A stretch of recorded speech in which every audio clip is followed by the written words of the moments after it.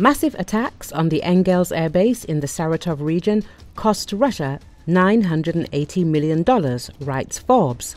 On the morning of March the 20th, Ukrainian drones struck the Engels airbase, where strategic bombers are stationed, for the third time in 10 weeks. According to the Ukrainian General Staff, the explosions destroyed 96 Kh-101 cruise missiles, which were one of Russia's key weapons for strikes against Ukraine. The missiles, launched by Tu-95 and Tu-160 bombers, have a range of 900 kilometers and carry 450-kilogram warheads. The General Staff in Kiev said the munitions had been prepared by Moscow for attacks on Ukrainian cities in the near future. The 96 missiles destroyed are equivalent to 2 months of production at the Raduga Design Bureau plant outside Moscow. Each Kh-101 costs at least $10 million, meaning Russia's total losses from the strike on Engels could reach $960 million, not including damage to fuel depots and other facilities at the base. When explosions and smoke billowed from the airbase on March the 20th, the Ukrainian Center for Strategic Communications noted wryly that Engels was facing serious difficulties, but those problems had begun even earlier. On January the 8th, Ukrainian drones flew more than 400 miles to strike the Saratov region, where the base is located. Explosions then caused a fire at a warehouse storing 800,000 tons of fuel. The fire raged for nearly a week and was only fully extinguished on January the 14th, when Ukrainian drones carried out another attack. That day, Stratcom warned there will be no rest for the wicked. Ukraine has developed a wide arsenal of long-range drones, including modified sports aircraft capable of carrying hundreds of kilograms of explosives up to 1,300 kilometers. It has also developed a long-range version of the Neptune cruise missile, which has already been used in combat. Most of these strikes have targeted Russian ammunition depots, such as the base in Engels. But the Frontelligence Insight Analysis Group says more than half of the attacks recorded between September and February had limited impact. Russian repair crews quickly repaired damaged facilities, and the military industry found ways to compensate for losses. More frequent attacks using more powerful munitions rather than light attack drones could be more effective, experts say. However, Ukraine has limited access to long-range precision Western missiles such as the British Storm Shadow, French Scalp, and American ATACMS.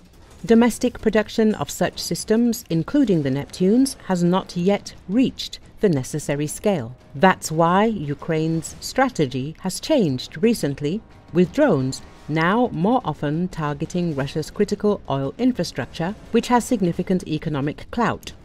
The Ukrainian military expects that strikes on the energy sector will have a long-term impact, unlike attacks on ammunition depots, even if the explosions of the depots look more impressive on camera.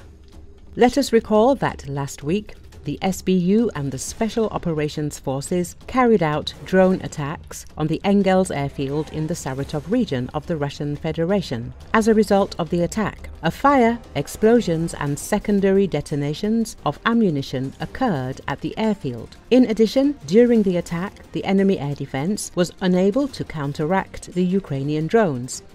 British intelligence noted that the strike was the most successful attack on enemy munitions in 2025. It was emphasized that the attack caused significant damage and is likely to disrupt strike operations from this airfield.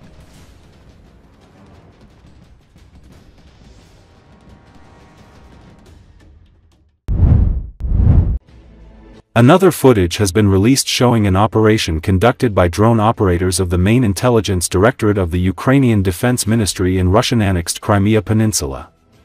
The footage, which was shared on Telegram channels, shows Ukrainian drones destroying a Kamaz military truck, several radar stations, the Fyodor European tugboat, and a Panzer S-1 self-propelled anti-aircraft missile system belonging to the Russian army. Apart from military hardware, Russian army also lost a large number of manpower. It should be noted that 20 Russian military assets, including radars, anti-aircraft systems, helicopters, and ships in the occupied Crimea this week. The destroyed equipment includes 3 units of Panzer S1, 3 units 39 and 6 Kasta 2x10 squared, 2 units 8Ya6, K1 Podlet, 2 units 1L125 Niobium SV, 9 C19 Imbir, Nebo SV, S300 VM, Nebo M, 59 and 6 Protivnik GE, Mice radar, ST-68 radar, Mi-8 helicopter, transport vessel of the C-4236 project, Fedor Uryapin tugboat. Ukraine has intensified attacks on Crimea Peninsula that was illegally annexed by Russia in 2014.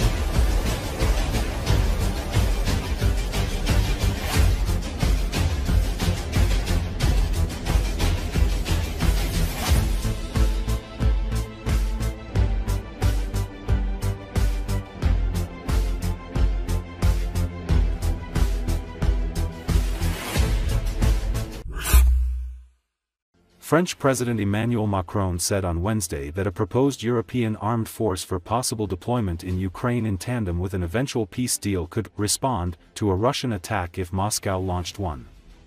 According to Associated Press, Macron spoke after talks with Ukraine's president and ahead of a summit in Paris of some 30 nations on Thursday that will discuss the proposed force for Ukraine that Macron suggested could be deployed in important towns and elsewhere.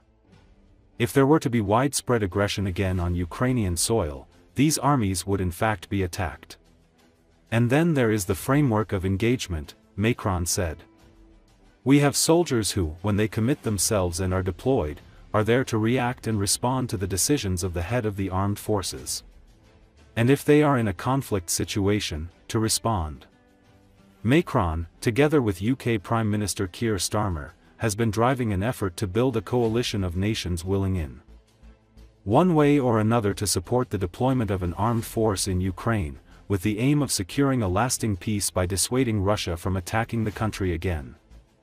Macron didn't specify what sort of response he envisaged in the eventuality of a Russian attack. He said the proposed European forces wouldn't be stationed on the front lines in Ukraine, nor to be engaged on day one against the Russian forces. They would be forces that dissuade the Russians from attacking again. And by holding important towns, strategic bases, mark the clear support from several European governments and allies, he said. Macron is expecting 31 delegations around the table Thursday morning at the presidential Élysée Palace. That's more than the French leader gathered for a first meeting in Paris in February, evidence that the coalition to help Ukraine, possibly with boots on the ground, is gathering steam, according to the presidential office. Loin de prouver qu'elle veut vraiment la paix, la Russie continue de fait, jour après jour, de frapper intensément le territoire ukrainien, y compris des cibles civiles. Ces frappes, nous les condamnons et elles doivent absolument cesser. Au total, là où vous avez su, Monsieur le Président, prendre le risque de la paix, en proposant et en acceptant ce cessez-le-feu de 30 jours en air, mer et sur les infrastructures civiles, à date, la Russie n'a apporté aucune réponse solide et par ses actes, elle a montré sa volonté de guerre et de continuer l'agression.